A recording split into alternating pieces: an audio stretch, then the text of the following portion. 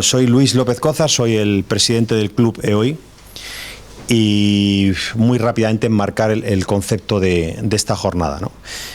Allá por junio del año pasado hubo una renovación de la Junta Directiva y de la presidencia del Club EOI.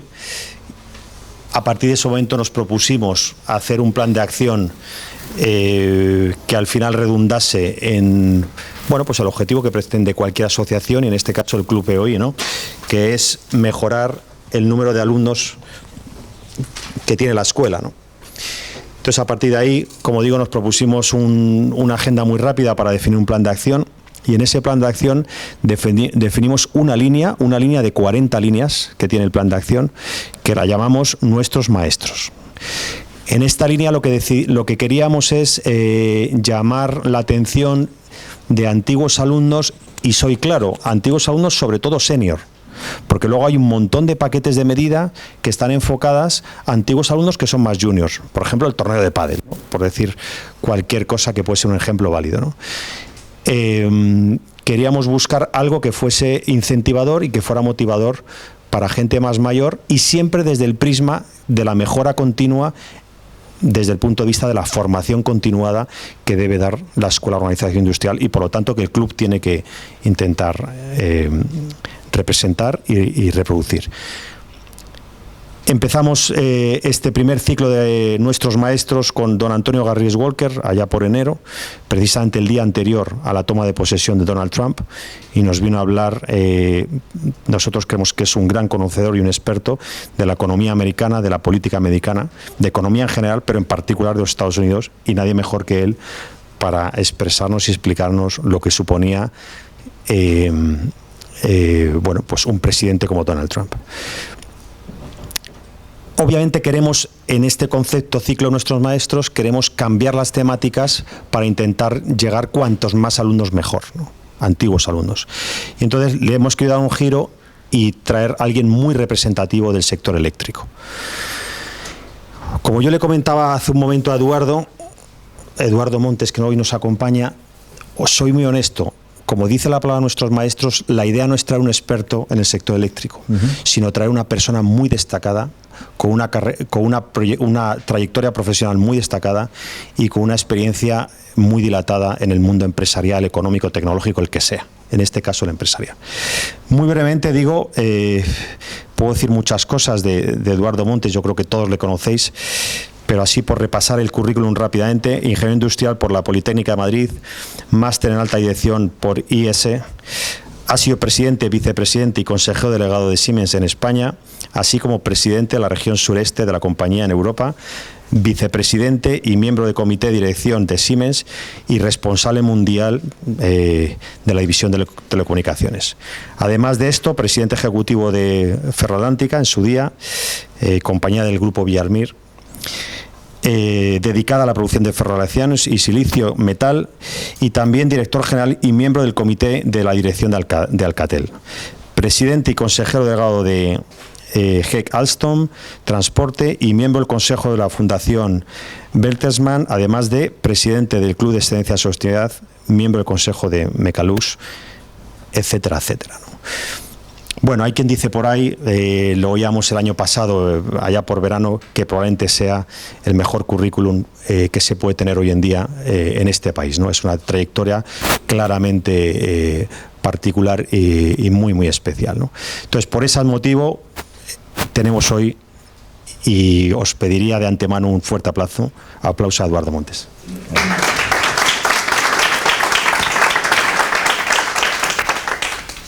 Bueno, el modelo de entrevista o de exposición que habíamos pensado para hoy, y lo digo así porque también es el deseo que tiene él, Eduardo, es que sea muy, muy, muy cercana.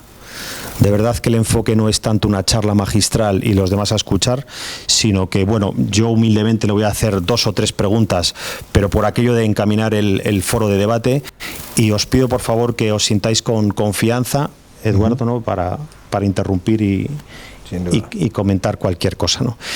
Yo, Eduardo, si te parece, lo primero que me gustaría es que nos hablaras un poquito de esta experiencia profesional o vital, si te parece, lo breve o lo largo que tú quieras, y luego ya entramos en materia para un poco del sector eléctrico.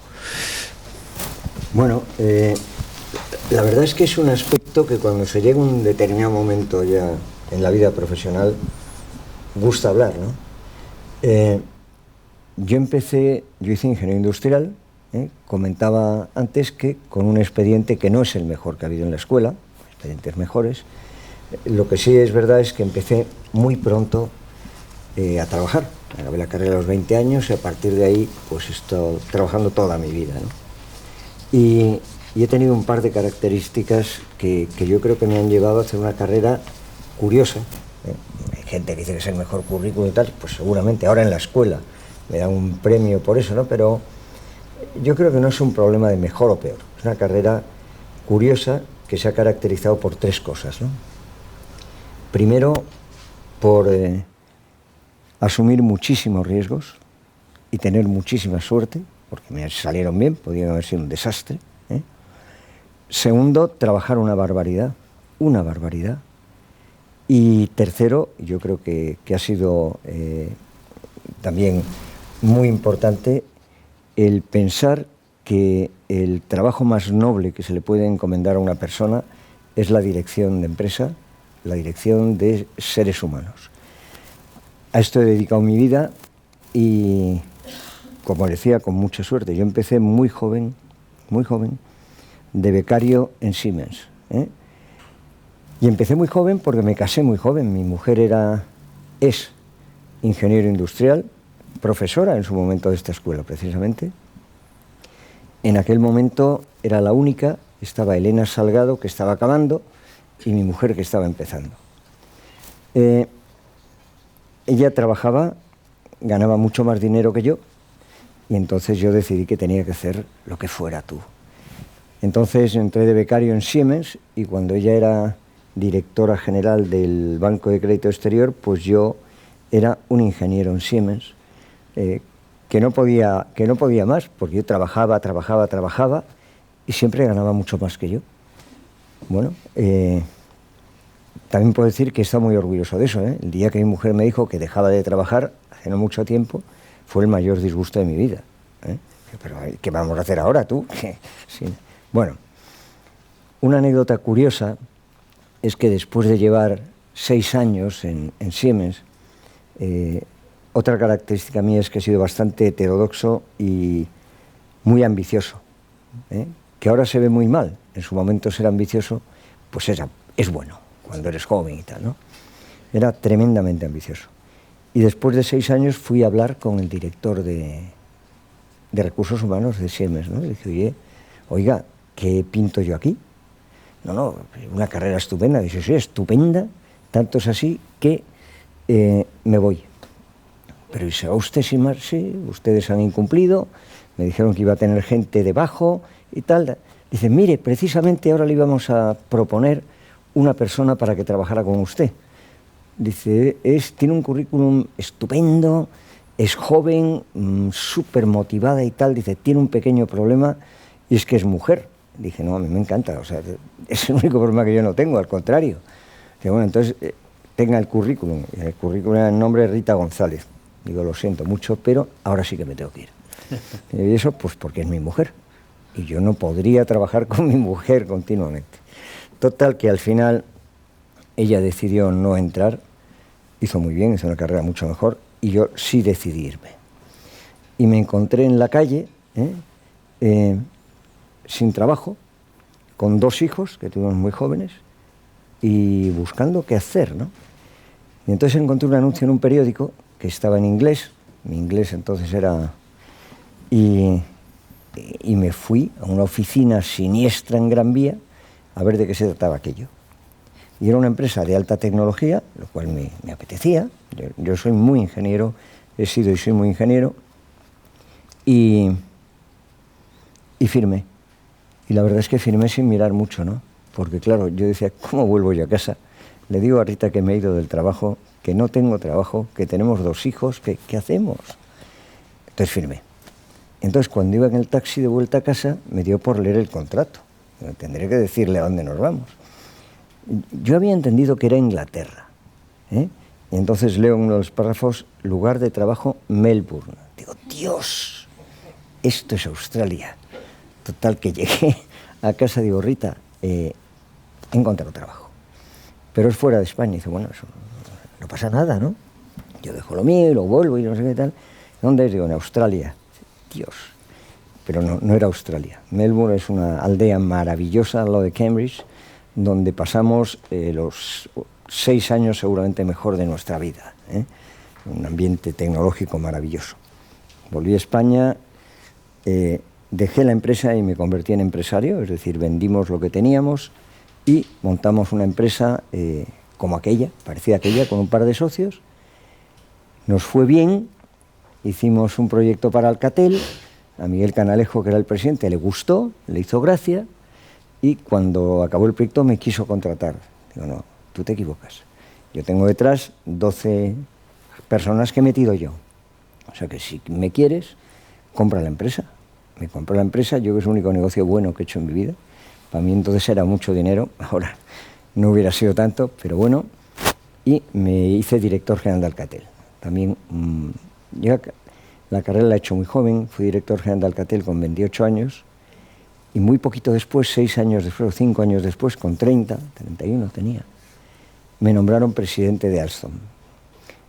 Y vendí el AVE de alta velocidad Madrid-Sevilla. El primer AVE, ese lo vendí yo en cuerpo y alma. Estoy 3 años y de pronto un headhunter me llama. ¿Es usted el señor Montes? Pues sí, soy el señor Montes. ¿Está usted a gusto donde está? Pues súper a gusto, una empresa estupenda y tal, no sé qué. Es que quiero hacerle una oferta. Pues ya puede ser buena, porque estoy encantado donde estoy. Bueno, pues ya se lo diré y tal. Me vuelve a llamar, dice, ¿ha decidido usted? Digo, pues ¿cómo voy a decir si no me dice usted dónde es? Dice, no, es que lo tengo prohibido. Y ya mi mujer, repito, mucho más lista que yo, dice, mira Eduardo, tú diles que o te dicen dónde es y a qué vas, o que no te llamen más. Tal que lo dije, dijeron, pues sí, el puesto es consejero delegado de Siemens. Digo, Dios mío, si me acabo de ir de becario hace nada y ahora entro de consejero delegado. Entonces, cuando llegué allí, tenía 36 años, y era todo un horror porque la gente, todo el mundo pensaba, todos habían sido el jefe de mi jefe, ¿eh? Todo el mundo pensaba, qué horror, este viene aquí, ¿qué le habré hecho yo de malo? ¿Qué tal? No sé qué. Todo el mundo pedía perdón y yo sabía, no tenía ni idea de por qué, ¿eh? Porque es que además, yo creo que la parte divertida son las anécdotas, es que cuando fui a Alemania a firmar mi contrato con el presidente de la compañía, dice, ¿y qué hizo usted al principio? Porque veo ahí un gap en su currículum. Digo, no, es que estuve de becario y luego de ingeniero en Siemens, pero fue una cosa tan poco satisfactoria que es que ni lo pongo en el currículum. Muy bien. Entonces llamó a su secretaria, bueno, Siemens, para centrarnos, una empresa que tiene 560.000 personas y que factura 108.000 millones de euros, la mayor empresa seguramente del mundo, después de General Motors, ¿no? Entonces, claro, cuando el presidente de una empresa así coge el teléfono, tiembla todo. Y llamó al director de Recursos Humanos de Siemens España. Dice, yo tengo aquí un chico que asegura que trabajó contigo, pero no me lo creo, ¿eh? ¿Cómo se llama? Eduardo Montes. Dice, mire, la verdad, presidente, no me suena nada. Voy a mirar y vuelvo al cabo del rato y dice, sí, está mirando los archivos.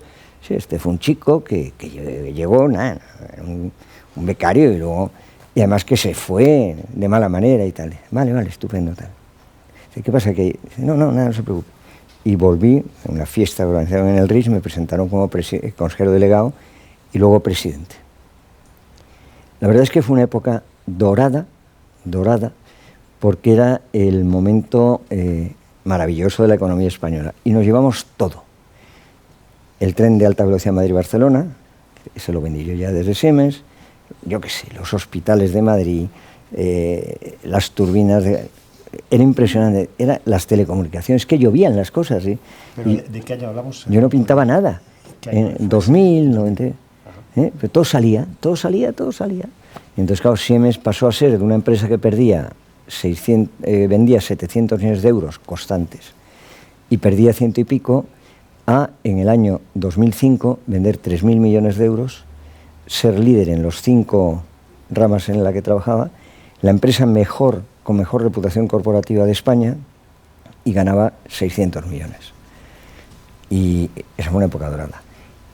Y entonces me llamaron de Alemania, y de esto es de lo que estoy más orgulloso, y me fui a Alemania, primero de número 2 de la mayor compañía del mundo y luego durante un tiempo breve, porque hubo de número 1. Hice la fusión con Nokia y fui además presidente de Nokia a la vez que vicepresidente de Siemens. Tuve la suerte de ser el no alemán que ha ocupado nunca un puesto más alto en la industria alemana, con lo cual, y de esto es de lo que estoy orgulloso, soy, lo pondrá por ahí, pues eso sí que lo pongo. Hay cosas que no pongo nunca en el currículum ya, que es la edad, y cosas que pongo siempre, que es que me dieron la Cruz al Mérito de la República Federal de Alemania, que en España la tiene muy poca gente, por eso, ¿no? Por haber sido el español que más, el no alemán que más alto llegó. Y esa es mi carrera profesional, y todo se ha basado esencialmente en la suerte, en trabajar muchísimo, en ser muy heterodoxo, muy heterodoxo. Yo creo, el otro día en un seminario, en una escuela de negocios en Francia, comentaba que la diferencia entre un buen ejecutivo, un ejecutivo normal y un mal ejecutivo es que el mal ejecutivo no tiene ninguna característica especial. El ejecutivo normal es normal, hace lo que hay que hacer, pregunta cuando llega a un sitio qué es lo que se hacía antes, intenta copiarlo pero mejor y tal. Y el buen ejecutivo tiene que tener una dosis muy fuerte de heterodoxia. Es decir, no tiene por qué hacer lo que se ha hecho siempre, cambiar sabiendo que asume el riesgo terrible de que hay que cambiar. Y esto me lo enseñó, yo tuve la suerte cuando era vicepresidente de Siemens de conocer a todos los altísimos ejecutivos, y a uno de los que conocí fue al presidente de Microsoft, y lo conocí mucho, un tío encantador. Y decía, ¿sabes cómo nació Microsoft? Dice, porque yo no creo en la planificación estratégica. Digo, ¿y eso? Dice, si yo hubiera sido un buen planificador, yo ahora sería el mejor seguidor de IBM, porque haría lo que hace IBM, pero un poquito mejor. Y decidí crear algo diferente y que todos me tuvieran que seguir a mí. Creo los sistemas abiertos, etcétera, etcétera. Entonces yo creo que esa es una primera lección para la gente joven, ¿no? Hay que ser capaz de ser heterodoxo, de tener unas ideas muy claras, y ahora con esto voy a terminar esta parte, las ideas muy claras, seguirlas y atreverse a equivocarse y que hablen mal de uno.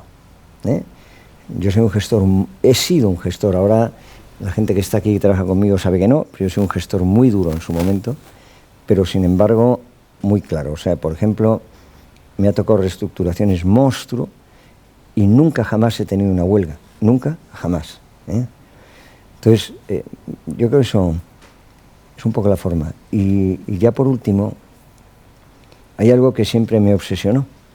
Como empecé la carrera muy joven, por las circunstancias que fueron, yo mismo me autodefinía las cosas. Entonces, si yo me he preguntado qué era ser líder, ¿no? Y cuando veía allí a la gente mucho mayor que yo y que habían sido mis jefes, joder, ¿qué hay que hacer? Entonces, al final acabé definiendo el liderazgo como algo, una definición que no he cambiado nunca, jamás. Yo creo que las empresas tienen que estar hechas de líderes, sobre todo ahora, que con los medios que tenemos técnicos, pues un individuo es el one single man band, es decir, es capaz de hacer de todo, ¿no? Entonces, el concepto de líder, si quieres que alcance a todos, tiene que tener características muy sencillitas. Primero, tener las ideas muy, muy claras. Poquitas, pero muy claras. O sea, poquitas porque nadie es suficientemente listo como para tener miles de ideas, pero súper claras, súper claras. Segundo, yo no creo en la motivación. Es decir, Marien sabe que hay cosas en las que no creo firmemente, y una es en la motivación. Yo no sé motivar a la gente, o sea, ¿cómo voy a motivar yo a una persona adulta? No sé. Lo que sí sé hacer, creo, es generar marcos de referencia, marcos de trabajo, donde la gente pueda automotivarse. Y es un poco lo que he ido haciendo en las compañías que creo. Por ejemplo, en la misma UNESA, pues sistemáticamente la gente sabe lo que pienso, porque los reúno, les cuento lo que ha pasado, lo que no ha pasado, lo que creo que va a pasar y tal, ¿no? Es decir, creo mucho en el líder como generador de marcos de referencia donde la gente se automotive. Y por último, y eso es lo más duro, ¿no? el líder es ejemplo, ¿no? Al final tú tienes que saber con quién te estás jugando los cuartos, porque en el fondo gran parte de tu tranquilidad depende de la persona que está ahí. Y entonces, el esfuerzo y el éxito. Y como yo creo que el esfuerzo y el éxito son dos cosas que están íntimamente unidas, he trabajado siempre muchísimo y mi gente, digo, la gente, por ejemplo, que estoy aquí, sabe que, excepción hecha del que hace el resumen de prensa, que el pobrecillo está a las 5:30 de la mañana ya, el primero que llega a la oficina soy yo siempre, y el último que se va soy yo siempre. Y eso no lo hago más que porque si no, no soy suficientemente listo como para tener éxito sin eso, ¿no? Y eso ha sido un poco mi carrera. Cuando volví a España quise montar mi empresa, la monté, pero me llamó Villarmir para presidir Ferroatlántica, es una empresa fantástica, y poco después era relativamente pequeña comparado con lo que yo venía a hacer, y al cabo de 1 año y medio o 2 años estaba un poco... Y entonces me llamaron de UNESA, que llevan 8 años buscando un presidente, y ahí estoy. Bueno, Eduardo, gracias por esa experiencia que desde luego es muy enriquecedora. Yo creo que has dado algunas claves muy interesantes. Está aquí la directora de Alumni, Patricia. Yo creo que te tienes que quedar con alguna de las cosas que ha dicho, y desde luego muy interesante para todos esos cursos de coaching que tú estás siempre dando. Y mira, honestamente no era un poco el core o el núcleo de esta charla, pero yo creo que es muy interesante compartir esta experiencia de vida tan enriquecedora y tan particular, ¿no? Yo no sé si se está oyendo bien el volumen de voz. Me temo que no, porque nos falta la amplificación y como Eduardo está, pues como decía al principio, con este diálogo tan de amigos, pues está en un tono, si lo puedes subir un poquito, sí, fenomenal. Subo. Me temo que yo lo puedo subir, pero el micrófono no es precisamente el mejor micrófono. Sí, no, es que no está amplificado, simplemente está conectado. No, pero es que no está amplificado, insisto. Claro, no. Es que estos micros son para el audio del vídeo que se está grabando, nada más. Por eso lo tenemos que tener así, porque es solo para el vídeo. No amplifica nada. Si me una idea, se puede venir 2 metros más para acá, movemos esto y... Sí. He venido porque es interesantísimo y no voy ahí. Sí. No sé cómo resolverlo. Intento hablar más. Es que si nos desplazamos a lo mejor la luz es un problema. Bueno, hablamos un poquito más alto. Venga. Teófilo, si te quieres... Si queréis pasar más adelante, los que estáis al fondo... Bueno, seguimos porque me preocupa el tiempo un poquito. Entonces, bueno, como decía al principio, la experiencia de Eduardo es enriquecedora en sí misma y podemos estar mucho tiempo, pero bueno, como es parte del compromiso, habrá un poquito, aunque sea del sector eléctrico, que es donde él está ahora mismo posicionado y desde el puesto de presidente UNESA, pues creo que tiene muchas cosas que decirnos. Yo me aventuro, Eduardo, a decir 2, 3 preguntas que están en la opinión pública. De verdad, te lo ruego que lo manejas como quieras, que tampoco se trata aquí de crear polémica, ¿no? La primera que tengo aquí un poco sobre la mesa es el tema, por supuesto, de la pobreza energética, ¿no? Y voy a decir rápidamente, bueno, porque uno ha investigado un poquito, entrar en la definición, ¿no? Parece ser que este término fue acuñado por Brenda Boardman, que es Reino Unido, a principios de la década de los 90, ¿no? Y como ella definió literalmente, se define como la incapacidad, entendida para un hogar, para una casa, una vivienda, la incapacidad de obtener una cantidad adecuada de servicios de la energía por el 10% de la renta disponible. Yo sé de comentarios tuyos, de opiniones de la prensa, pero a mí lo que me importa es tu opinión a fecha de hoy. Yo sí tengo aquí un dato, bueno, pues el más actualizado que yo tengo, de 2016, que es de la Asociación de Ciencias Ambientales, que llega a cifrar, todo esto es subjetivo y es discutible, ¿no? Pero llega a cifrar en 1 de cada 5 españoles están en riesgo de ser pobres energéticamente hablando, ¿no? Y habla de que es un 22% de incremento respecto al dato de 2015, ¿no? Sin más, bueno, a ver qué opinas. Bueno, vamos a ver, la señora Brenda está bien, ¿no? El 10%. Actualmente la energía eléctrica en una familia media española, y media quiere decir más de 20 millones de hogares, tienen un consumo eléctrico de 52 euros al mes. Estos son datos de la CNMC, 52 euros al mes. 52 euros al mes es aproximadamente el 4,8% de la renta media española. Luego es en la mitad de lo que la señora Brenda decía. Luego somos la mitad. Bien la cosa, ¿no? Luego no está tan mal. Son 52 euros. 52 euros es mucho o es poco. Ni mucho ni poco. Es el 4,8% de la renta media de un español. Si un español se gasta en energía eléctrica 4,8%. ¿Sabes lo que gasta en gasolina esa misma persona? Pues se me antoja más. 4,9. ¿Sabes lo que gasta en telefonía? Casi 10. Y no me estiro en más cosas. ¿Por qué se habla de pobreza energética y no se habla de pobreza alimentaria en un momento de crisis? ¿O de pobreza de vestir en un momento de crisis? ¿Por qué no?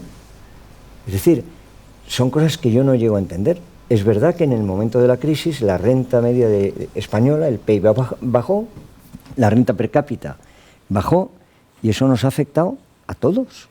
Es decir, cuando tú vas a comprar, antes comprabas, yo qué sé, 2 trajes al año, pues ahora compras uno. Eres pobre vestuariamente, no sé. Antes compraba, me decía un amigo mío que es presidente de una compañía de alimentación, que antes la gente compraba jamón de york, ahora compra chopet, que no sé muy bien qué es. ¿Es pobre alimentariamente? Pues si eso lo hiciera en el campo eléctrico, sería pobre energéticamente. Entonces tenemos ese San Benito. Ahora, una vez que he dicho esto, es absolutamente cierto que en España, la energía eléctrica en España podría ser mucho más barata. En España se produce lo que yo llamo, y digo yo, pero ya lo llama todo el mundo, la paradoja eléctrica, ¿no? España tiene, vosotros sabéis que el sistema eléctrico se compone y nada más que de generación, transporte, que son las líneas de alta tensión, distribución, lo que lleva hasta las casas, y comercialización. Nada más. En estos 4 términos estamos siempre por debajo de la media europea. Siempre. Y sin embargo, nuestra factura eléctrica es la 7ª más cara de nuestro entorno. ¿Por qué? Porque de la factura eléctrica el 49% es sistema eléctrico y el 51% son tasas, políticas energéticas que vienen de la administración e impuestos. Para daros idea, ahora se está hablando de que el cine debe de pagar el 10%. A mí me encanta el cine y estoy de acuerdo. Y la música, que me gusta mucho más todavía, el 10%. Me parecería perfecto. Pero ¿por qué la energía eléctrica, que la definimos todos como un bien básico, paga el 21%, más 5% de un impuesto alemán, impuesto eléctrico, que yo, y taparos los oídos los que trabajáis conmigo, todavía después de 6 años no he sido capaz de enterarme qué es ese impuesto? Luego, como es el 5 sobre todo lo demás, estáis pagando o estamos pagando el 27% en la factura. Claro, entonces, da igual lo que hagamos las compañías eléctricas, es que es lo mismo. Que nosotros bajamos un 2% es tal... Bueno, lo bajamos. Eso significa una bajada del 0,8%. Es decir, la realidad es que la factura, más de la mitad, no depende en absoluto de nosotros. En absoluto. Yo no sé si hay algún comentario, alguna pregunta al respecto de los presentes. Si no la hay, bendito sea Dios. Si no, comento pero yo por respetar si alguien está con la inquietud, que aproveche ahora o calle para siempre. Tampoco es eso. Sí, perdón. Sí, un segundo, por favor, que te van a pasar el micro para que quede en el audio. ¿Me puedes llamar de tú? Porque yo te voy a llamar de tú. Bueno, como quieras. Yo soy un poco, a veces, un poco de la antigua usanza. Pero bueno, pues trataré de llamarte de tú. Entonces, yo te preguntaría, ¿qué es lo que falla aquí? ¿Falla pedagogía? ¿Falla quizá unos medios de comunicación un poco tendenciosos? Yo te puedo decir que no me creo casi nada de lo que leo.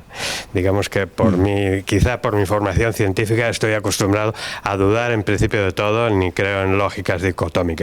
Pero es un tema que se repite en los medios. Yo creo que a nivel de la sociedad existe el pensamiento, la tendencia de creer que aquí algo pasa por el cual la energía eléctrica es cara, las compañías eléctricas forman una especie de oligopolio que se imponen a la sociedad, que hay corrupción y uno de los nidos de corrupción es ahí. Me da la impresión de que algo de eso hay. Y entonces, si eso no es cierto, me pregunto yo que algo, digamos, la gente decente algo tendrá o algo podrá hacer para poner un poco en claro eso y decir, bueno, pues los problemas que hay económicos, etcétera, etcétera, quizás si hay que resolverlos hay que apuntar un poco en otra dirección.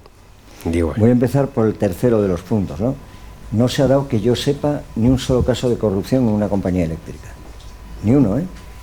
Se dan en compañías de agua, se dan en compañías de gas, se dan en las administraciones públicas, jamás que yo sepa en una compañía eléctrica. Nunca. Segundo, las compañías eléctricas, vamos a ver, una compañía eléctrica no la puedes medir por el beneficio sobre ventas, porque las compañías eléctricas son muy intensivas en activos. Por ejemplo, las compañías nuestras tienen 106.000 millones de euros en activos. Esos 106.000 millones de euros en activos, ahora han bajado los tipos de interés, nos vienen a costar unos 5.500 millones de euros el mantenerlo, a ese tipo de interés. Y el beneficio total en España de las compañías eléctricas nuestras es de 3.000 y pico. Luego el ROA, el retorno sobre activos, es del 3 y pico % y el WACC, es decir, lo que me cuestan los activos, el 5 y pico. Luego el sistema eléctrico español se está perdiendo valor. Y por eso surgen las declaraciones el otro día de Nacho Sánchez Galán o tal, sobre lo que está pasando con las nucleares, con todo esto, ¿no? Es decir, no es un sistema en el que haya margen en España. Fuera de España sí, en España no. ¿Qué más le pasa a la imagen? Oligopolio. Nosotros tenemos, para daros idea, 7 compañías de generación, 100 de comercialización. ¿Cuántas compañías aéreas hay en España? Hay 4. ¿Cuántas de teleco? Hay 3. Si le sumas Yoigo, hay 4. ¿Cuántos bancos? 6. Es decir, España es un país que para todo tipo de utility, el mercado que tiene no da para más. No da para más. Segundo, además somos el sector más vigilado por la competencia, por la Comisión Nacional de la Competencia. Luego no tiene ningún sentido. Tercero, cuando ha habido la crisis, todo el mundo ha hecho EREs monstruosos. Nosotros no hemos hecho. Mirad los periódicos. Nosotros generamos 130.000 puestos de trabajo.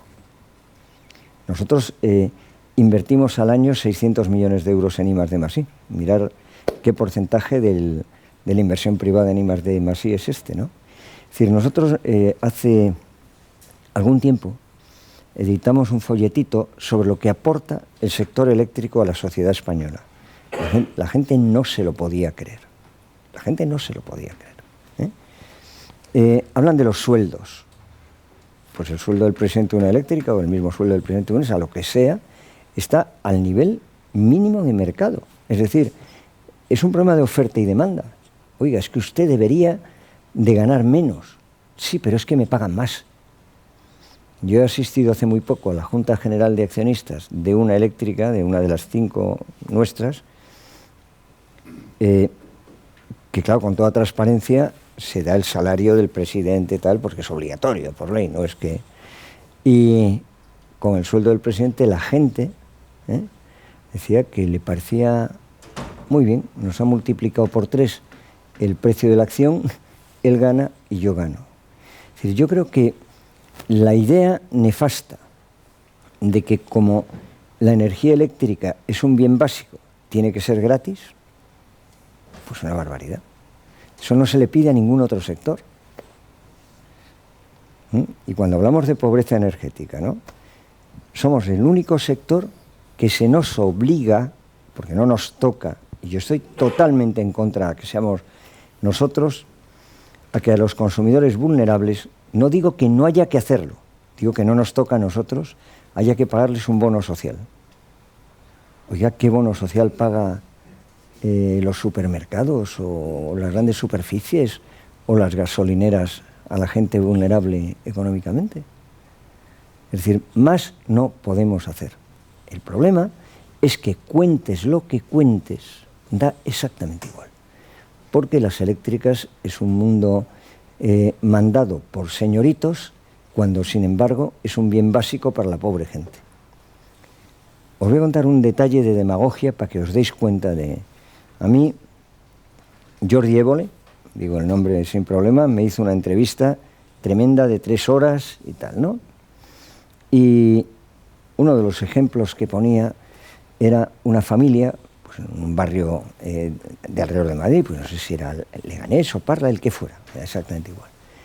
Y una de ellas era una señora con una pinta, no digo que lo fuera, de actriz, porque es que actuaba, una cosa tal, le dice, ¿qué le pediría usted al presidente del sector eléctrico?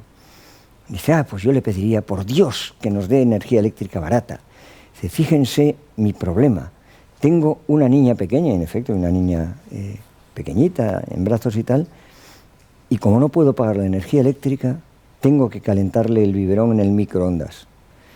Todos sabéis que no hay un electrodoméstico que consuma más energía eléctrica que el microondas, ¿eh?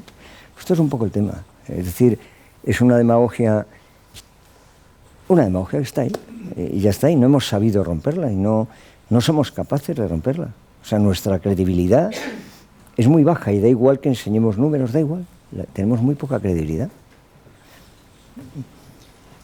Sí, ahora parece que se habla también mucho, linkando con la pobreza energética, el concepto de el ajuste de factura en función de ingresos del consumidor, ¿no? Que es otra de las cosas que, bueno, como posibles soluciones a este tipo de cuestiones, ¿no? Yo lanzo la inquietud, tengo mi opinión al respecto, pero bueno, Eduardo, ¿qué opinas de esto? Bueno, pues hoy acaba de salir, ¿no?, un documento sobre en qué va a basar el gobierno el Real Decreto sobre el bono social, ¿no? Y solo os voy a decir 2 o 3 lindezas, ¿no? Una de ellas es que cualquier persona que tenga familia numerosa tiene derecho al bono social.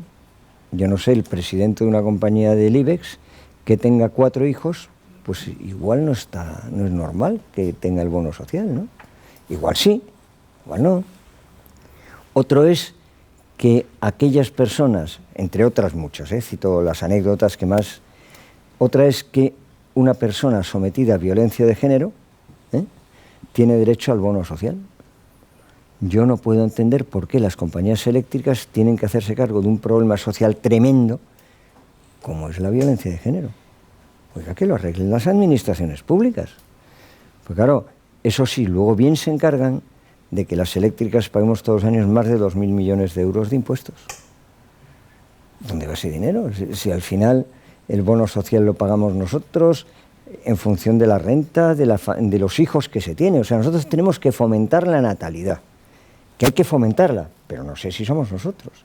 Hay que erradicar la violencia de género, que hay que hacerlo a rajatabla, pero no sé si nosotros podemos ni debemos. Entonces es un poco un cajón desastre donde todo lo que hay que meter en algún sitio, pues bueno, está muy bien meterlo ahí. Me parece que había ahí alguna pregunta. ¿Alguna cuestión más respecto a este tema?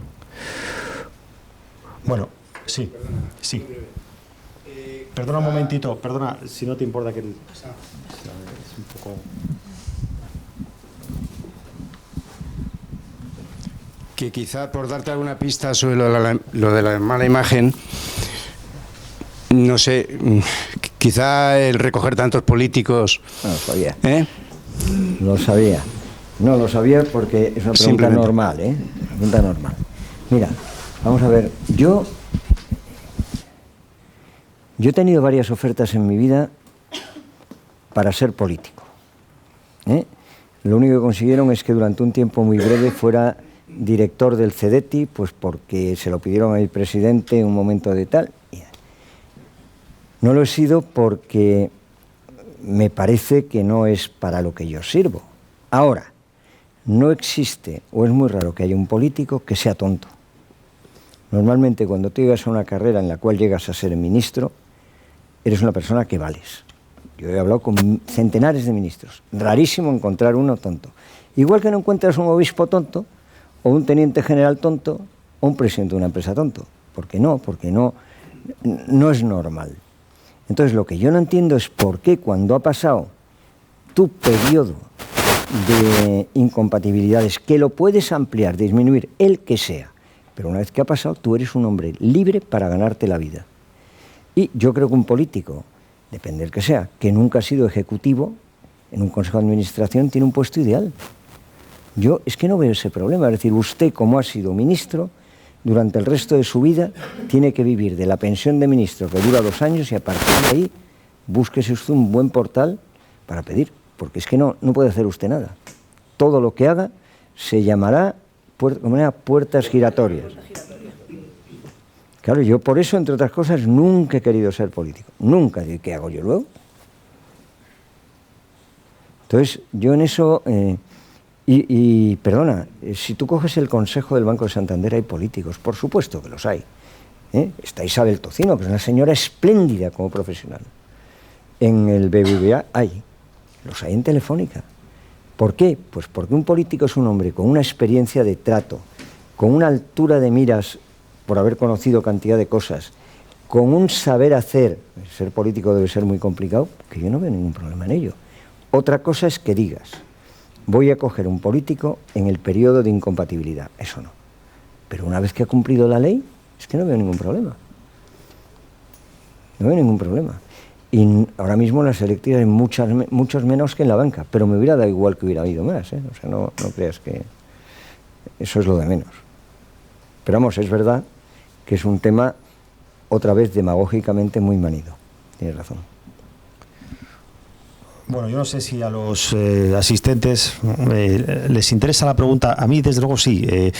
Me gustaría un par de minutos que nos comentaras el famoso concepto de el déficit de tarifa, ¿no? Que parece que viene de tantísimos años. Sí. Esto parece una losa imposible de superar. No, está. No, vamos a ver. El déficit de tarifa. El recibo eléctrico tiene realmente 3 partes.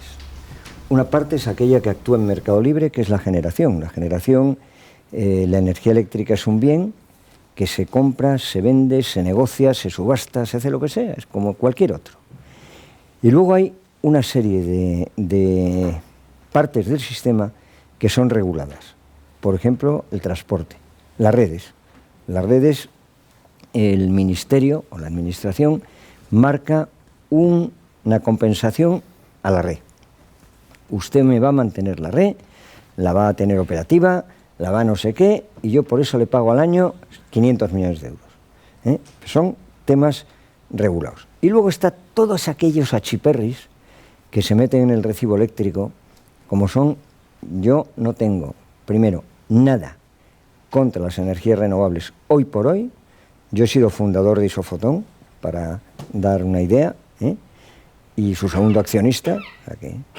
Y con lo que tuve unos debates en periódico y televisión terribles, es con la política de que había que darles primas cuando eran unas tecnologías totalmente inmaduras.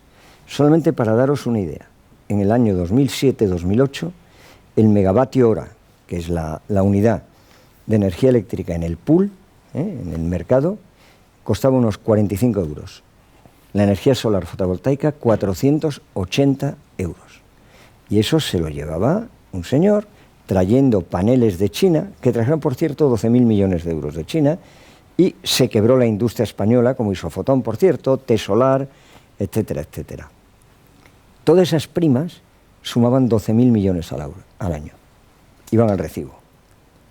La solidaridad entre regiones en España, por ley, según la Constitución, tiene que existir. Y entonces las islas y Ceuta y Melilla, que están separados de la península, tienen que tener el mismo precio de la energía eléctrica. Eso hay que subvencionarlo. Bueno, en vez de subvencionarlo el Estado, como hace con los vuelos a Canarias y tal, lo metieron en el recibo eléctrico. Total, y todo eso formaba ese 50% del recibo eléctrico. ¿Qué es lo que pasa? Que cuando el gobierno, y yo no hago juicios políticos sobre qué gobierno fue, pero no fue el anterior, fue el anterior al anterior. Cuando vieron que era un paquete enorme, que la gente, que esto le iba a quitar votos, lo que hizo fue que quitó una parte de ahí y la fue dejando en una bolsa, no cobrándola. Y esa bolsa llegó a alcanzar 30.000 millones de euros, que nos obligó a nosotros a financiar.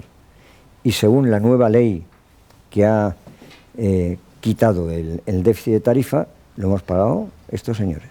Nos ha costado 16.000 millones de euros, sin tener nada que ver.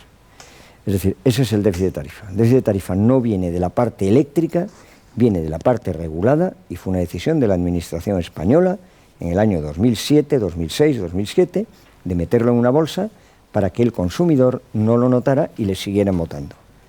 Es así de claro, lineal y transparente. Pues muy claro. Yo lanzo otra pregunta que espero que sea de interés de todos ustedes. Y haciendo un punto y aparte, que son el futuro de las energías, ¿no? Y lo linko con cosas que están muy de modas, como son las cumbres de la Tierra, del clima, las COP, ¿no? COP21, COP22, ¿no? Yo creo que ya todos reconocemos que algo está pasando, que hay que prepararse a lo que viene. Se habla mucho de lo que es resiliencia energética, ¿no? Como un concepto nuevo de que, señores, esto es lo que viene y aquí no hay más que intentar plantear políticas que nos lleven a adaptarnos a la nueva realidad que tenemos ya casi encima, ¿no? Un poco tu visión particular o personal, o como tú quieras, Eduardo, cómo tú lo ves, hacia dónde vamos, qué salidas tiene la energía.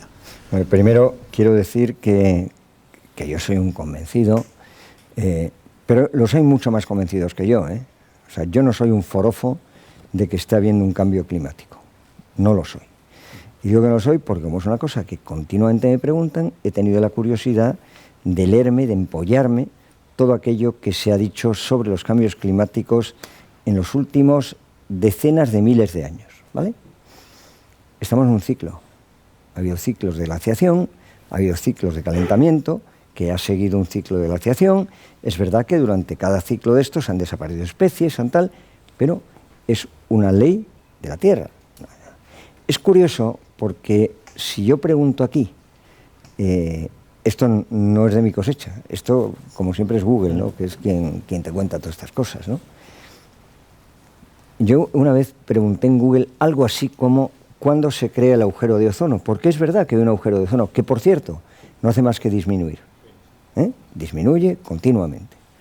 El agujero de ozono se crea en el siglo XVII-XVI, cuando la Guerra de los 100 años, que se practicaba la teoría de la tierra quemada. O sea, tú ganabas una batalla, quemabas todo para hacer la Pascua al siguiente. Y entonces Europa estuvo ardiendo sin parar 100 años, con columnas de CO2 continuas, y eso generó un pedazo de agujero de ozono. Ahora, es verdad que no es bueno mantener esa tendencia. Yo creo que hay que descarbonizar el sistema, estoy convencido. Lo que no hago es de ello un drama, pero hay que descarbonizar el sistema. España a ese nivel está muy bien, ¿no? Yo creo que la mejor forma de descarbonizar el sistema es mediante la eficiencia energética. Es decir, lo primero que hay que hacer, alguien decía en un momento dado, una de las compañías hace años, que la mejor energía es aquella que no se consume. Yo estoy absolutamente de acuerdo. O sea, la primera medida fundamental para descarbonizar el planeta es consumir la menor energía posible. Además de eso, hay otra serie de medidas que son vitales. Y una de ellas son las energías renovables. Es verdad, hay que tener energías renovables. España, os voy a dar algún dato, porque aquí cuando la gente se queja, digo la gente de algún partido, y dice tonterías, hombre, deberían primero de saber leer, porque los números están escritos. España este año, en el año 2016, ha generado con un 60% de la energía generada ha sido sin ningún desprendimiento de CO2. Totalmente libre de CO2. El 60% y el 38% con energías renovables. Las energías renovables son fantásticas, solo tienen un problema, o dos, pero vamos a citar uno. La energía eléctrica, que es maravillosa, yo llevo toda mi vida viviendo de ella, ¿no? De los voltios pequeños, los voltios grandes, los voltios medianos, pero siempre de ella. Luego le tengo hasta cierto cariño, pero tiene un gran problema, y es que no es almacenable. Es el único bien o servicio que no es almacenable en absoluto. Y aquel que os hable de las baterías, reíros un poco y decir que dentro de 30 años será verdad. Yo cuando me fui de vicepresidente a Siemens, hace muchos años, bueno, muchos años, no tanto, pero hace 14, 15 años, había un técnico que trabajaba conmigo y me decía, mira Eduardo, en 20 años tendremos baterías. Ahora ese mismo técnico le pregunta y dice, bueno Eduardo, en 20 años tendremos baterías. Y yo siempre pongo un ejemplo, ¿no? El móvil, ¿no? Tú coges tu móvil, uno cualquiera, este cacharrito, es un cacharrito grande, dentro no lleva nada, está vacío. Tú abres un cacharro de estos, está absolutamente vacío, todo es batería. Y eso te permite hacer llamadas durante menos de 24 horas. Luego tú imagínate lo que haría falta para almacenar de verdad. Yo ahora voy a comprar un coche híbrido porque creo que es lo que toca. Y he visto uno precioso, todo era maravilloso, estuve conduciéndolo, era una gozada, hasta que se me ocurrió decir, ¿le importa a usted abrir la maleta? Es el mismo coche que tengo yo, pero la maleta es menos de la mitad, porque lleva 400 kilos de baterías. Entonces, en la medida que todavía el almacenamiento no es fácil y que la energía no es almacenable, imaginaros que aquí la energía que tuviéramos fuera todo renovable, ¿vale? Que es lo que dice algún partido político, todo renovable, hagamos todo renovable. Ahora mismo el sol parece que se está yendo. Bueno, viento no veo mucho. Esto se apagaría. Y como por ley la fiabilidad del sistema tiene que ser 99,999%, no se puede ir. Como no se puede almacenar, ¿qué tiene que pasar? Que tiene que haber una central firme, una central de gas o lo que sea, que empiece inmediatamente a generar para sustituir a las renovables. Afortunadamente, y este es un concepto que a mí me divierte mucho, ¿no? Yo creo que en un sistema eléctrico lo más importante de todo es la red. Lo demás es una tontería. España tenemos una muy buena red, muy mallada, que hace que en el momento que una central deja de funcionar, nos viene de donde sea la energía eléctrica y ni notamos que... Porque yo cada vez que digo esto siempre alguien dice, no, es que claro, la energía eléctrica no se puede almacenar, pero como va muy deprisa, entonces cada vez que me dicen eso siempre pregunto a qué velocidad va. Una cosa va muy deprisa, te deben de decir a qué velocidad. Y todo el mundo dice a la velocidad de la luz. Eso es una chorrada de tal categoría. Y esto os lo cuento porque es un chascarrillo que a la gente le divierte mucho. En las cenas y eso da mucho de sí, es verdad. Es decir, tú coges ahora mismo el grifo de tu casa, ¿vale? Lo abres. ¿Cuánto tarda en salir el agua? Pues... Nada. Muy poquito, vamos, No, nada. inmediato. Inmediato. Si es una tubería, sí. No. De inmediato muy poco. Aunque vamos. sea una tubería Sí. de 1000 kilómetros, porque la tubería está absolutamente llena, y el agua está ahí esperando que tú abras, se abre la válvula y cae. Sí. Esto es lo mismo. O sea, las redes de distribución son hilos que están llenos de partículas en movimiento, de electrones libres, totalmente libres, pero todo lleno. Tú le das una tobita al último y el primero sale. Por eso es rápida. Bueno, pues gracias a eso y gracias a que la red es muy buena, te puedes permitir el que, a pesar de tener un número inmenso de renovables en este país, pues la energía eléctrica sigue ahí, ¿no? Entonces yo creo que las renovables fundamentales, pero hay que buscar la forma de generar un mercado de capacidad que te permita siempre estar seguro, siempre, de que vas a tener la luz cuando la necesites. Sí. A ver, te lo acerco yo. No, si es que es para que se oiga el audio ahí en la grabación. Al hilo de esto quería preguntarle, hoy en día que tanto se habla de Garoña, su opinión sobre el futuro nuclear en España, porque al final tiene una contestación social, pero sí que creo que un país a futuro no es factible solo con renovables y ciclos combinados. Entonces, preguntarle un poco qué cree que va a pasar con la nuclear en España. Pues mira, primero, la energía nuclear es la energía que menos CO2 genera. Luego, y genera, fíjate, es muy interesante porque con el 7% de la potencia instalada genera el 21% de la energía que consumimos. Para sustituir ese 21% por otra energía que no emitiera CO2, puesto que si no, no cumples los acuerdos de París, tendrías que tener otros 36.000 megavatios de energías renovables, lo que significa tener como mínimo 25.000 más de gas para que cuando es como backup de las energías renovables. O sea, no es tan sencillo. ¿Cuál es el problema de las nucleares? Pues que le han ido poniendo impuestos sobre impuestos sobre impuestos sobre impuestos, y es lo que el otro día decía el presidente de una de las eléctricas, que es que son en muchos casos insostenibles. Pero yo personalmente, yo creo que si se prescindiera de las nucleares, el recibo aumentaría un 30%. Sí, hay otra pregunta ahí. Sí, por seguir un poco con tema algo polémico, el tema de los políticos... Sube un poquito la voz. No, el micro no... No hay que tocarlo, ¿no? Sí, sí, el tema de los políticos lo ha soslayado un poco con el tema del currículum. Sin embargo, parece que puede pensarse en que hay una cierta relación o interpenetración entre el sector económico y el político, el sector económico en este caso energético y el político, por cuanto, por ejemplo, en el tema tarifario hay el concepto de término de potencia fijo que parece que puede ser demasiado alto en relación con los otros conceptos que intervienen en la tarificación, como puede ser el consumo de energía, que lastra bastante el coste total de la tarificación, debido a que ese factor es constante y penaliza, por así decirlo, el tema. Y ahí sí que puede haber una influencia política, quizá, en esa fijación o esa autorización, por así decirlo, de ese precio.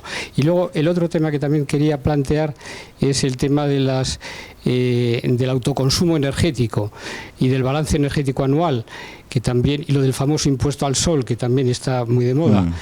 Ahí parece que también puede haber otro factor político incidiendo en el tema, por cuanto otros países, como puede ser Alemania y otros, pues tienen una oferta de energías alternativas, la fotovoltaica, mayor que la de España, y sin embargo ahí estamos un poco,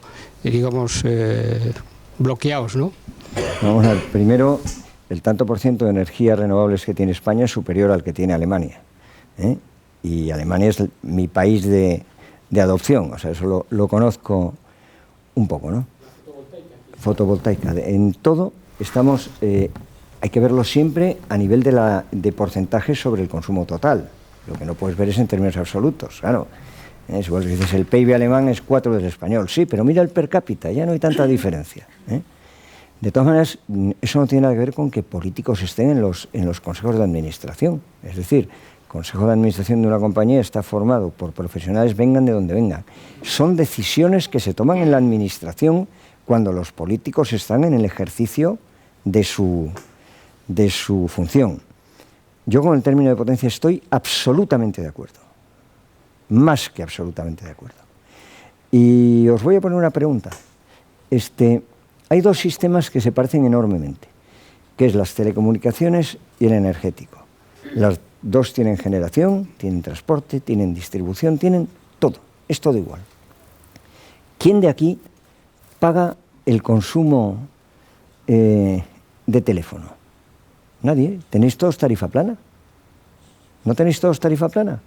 Bueno, pues cuando se llegue a lo que yo creo que habrá que llegar a una tarifa plana eléctrica, donde tú pidas la potencia que tú quieras y allá tú lo que consumas. Yo tengo una potencia, una tarifa plana que yo sé que es infinitamente mayor de lo que yo voy a consumir, pero es mi deseo. Si yo la bajo, pago menos. Ahora, también es verdad que consuma o no consuma, yo siempre pago la misma tarifa. Además, para una eléctrica, igual que para una de teleco, lo que cuesta dinero es la potencia. Yo por mí, consumir toda la energía eléctrica que queráis, si eso sobra. La potencia significa dimensionar las centrales, llevar los cables, porque tú si tienes una potencia, a lo mejor no la usas, pero yo tengo obligación de que el día que quieras usarla, la vas a tener ahí, y eso hay que pagarlo. Y el sector eléctrico, yo no lo habría dicho, en su momento estoy plenamente convencido que será muy similar al de Teleco, quiere decir tarifa plana.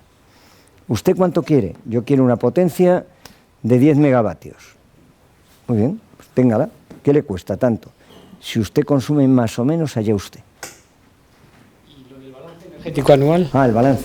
Bueno, el balance energético se está quitando en todos los países. El balance neto solo existía en 2 comunidades en el mundo, California y Illinois. En las 2 se ha quitado. El balance energético es un... ¿Cómo lo explico yo? Porque decir la palabra timo me parece muy dura, ¿no? Pero desde luego es lo peor que se puede hacer para los demás, para el resto de la gente. Es decir, tú lo que estás haciendo es comprando al precio del pool, que son 48 euros, y vendiendo a 130. Es el negocio del siglo. Pero es que además, como no quieres pagar las redes de distribución, que las pagamos entre los demás, el mejor negocio que puedes hacer es ese. Pero no negocio financiero, puramente financiero. Y no existe un país en Europa que no tenga un impuesto de acceso a las redes, que en un sitio se llama una forma. Si tú quieres ahora mismo tener autoconsumo, yo tengo un amigo que lo ha pedido y yo se lo he facilitado. Autoconsumo separado de la red, totalmente separado de la red, tú no tienes que pagar ningún impuesto. Ahora, si tú dices, yo quiero la red, hombre, claro, si usted la quiere, la paga. Porque no te la voy a pagar yo. Pero tiene sentido, perdón, pero siguiendo un poco con ese tema, ya termino. Pero tiene sentido el producir más de lo que se consume y eso que se vierte a la red pagarlo encima que se da a la red kilovatios porque produzco en ese caso más, encima los pago. No. Tú si intentas inyectar a la red, lo que quieres es cobrar. Y claro, lo que pides es un precio que está muy por encima del pool. Es el negocio dorado, de verdad, es un negocio dorado. Es igual que fueron en su momento las primas a las renovables. Te digo además otro problema enorme para las eléctricas, enorme. El sistema eléctrico es un sistema terriblemente delicado. Tú tienes que tener siempre una tensión más menos 1 por 1000. La fase tiene que ser exacta y la frecuencia idéntica. ¿Quién me garantiza a mí que tú vas a meter en la red lo que a mí me cuesta una barbaridad técnicamente conseguir? Tú me puedes generar un follón impresionante. Si en vez de ser 50 hercios, porque tu generador está regular, me da 50,1, me ha generado armónicos en la red que llegan a tirar los transformadores. Tú vete a ver, yo te recomiendo, vete a ver en alguna ocasión una central hidráulica. Son muy interesantes, porque la hidráulica es con agua fluyente, es un agua que es absolutamente en flujo turbulento, es decir, que cae como quiere, no es flujo laminar normalmente. Y entonces, el proceso técnico para conseguir que de ese flujo que es absolutamente aleatorio se consiga una energía eléctrica de frecuencia, fase y tensión perfectas, es complicadísimo. Eso no hay manera de conseguirlo como no sea una central cara. Y permíteme que te diga lo último ya, ¿no? A mí me hace mucha gracia, y es otra vez demagogia, pues claro, uno al final es ingeniero. Si yo fuera economista sabría ser demagogo, pero porque son mucho mejores, ¿no? Es verdad, pero un ingeniero es tan simple, ¿no es verdad? Un ingeniero le pasa como a los abogados son, por principio, si quieren pueden ser demagogos, yo no. O sea, tú eres un cuadriculado que te han enseñado pues a eso, y es verdad, ¿no? Entonces cuando dicen, no, es que es la solución para los pobres, las casas de vecinos y tal. Mira, para generar 15 kilovatios, que 15 kilovatios son 3 viviendas, hace falta una superficie mayor que la azotea de una casa de 20 pisos.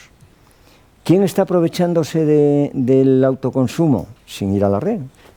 La gente que tiene parcelas.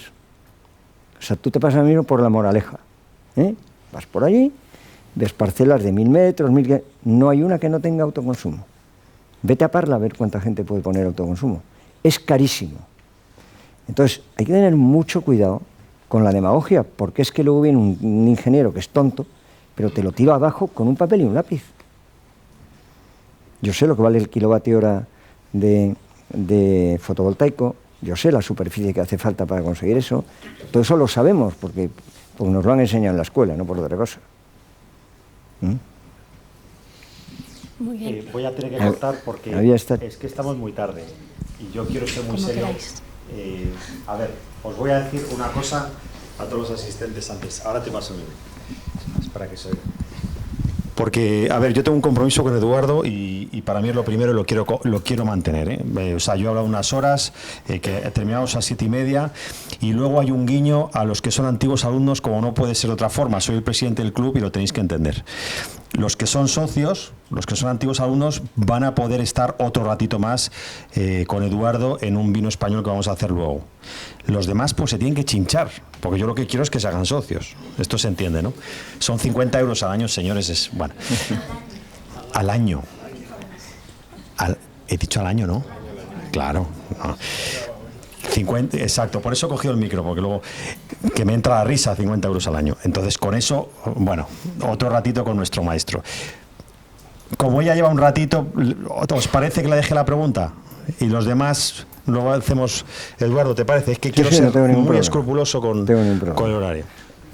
Gracias, lo siento. Bueno, pues muchísimas gracias por la cortesía y yo lo que quería era compartir una objeción a la tarifa plana. Lo primero, estoy completamente de acuerdo con que paguemos lo que es la potencia contratada, pero creo que tiene un problema y ligado a lo que comentaba antes de que la energía más barata es la que no se consume y a un problema posiblemente educativo de este país, y es que si tenemos una tarifa plana, el consumo en los hogares, como ha pasado con el agua toda la vida, probablemente se disparara, ¿no? Entonces simplemente quería compartir esa preocupación ligada a la tarifa plana. Mira, lo que pasa es que el otro día oí un anuncio. Ahora estamos intentando tener un lenguaje muy de calle, muy normal, que la gente entienda. Y oí un anuncio de una de las compañías eléctricas nuestras que me encantó, ¿no? En la que explicaba lo que era la potencia. Dice, la potencia es lo que limita la cantidad de energía eléctrica que usted puede usar. Entonces, si tú limitas la potencia, ya puedes intentar usar más energía eléctrica que no te la va a dar. Es igual que la tarifa plana. Mi hijo tiene una limitación de tarifa plana que le impongo yo. Tú, como máximo, tanto, porque sé que así no consume más. Entonces, la mejor medida de ahorro de energía eléctrica es el que la potencia sea de un precio suficiente como para que tú mismo limites la potencia. Y una vez que la has limitado, ya puedes intentar utilizar que no te vamos a dar más. No, que no te vamos a dar más posibilidades de consumo. Tú tienes en tu casa 3 kilovatios y tú tienes los electrodomésticos que en un momento de pico, como mucho, atienden a esos 3 kilovatios. Si tú pones uno más, salta. O sea, que es la mejor manera de ahorrar, o de ser eficiente, más que ahorrar. Bueno, y sin más, y pidiendo disculpas otra vez a los que se han quedado con alguna mano, lo siento de verdad, pero insisto que quiero ser muy escrupuloso con él. Eduardo, decirte que ha sido un placer y que has demostrado por qué eres uno de nuestros maestros. Un aplauso.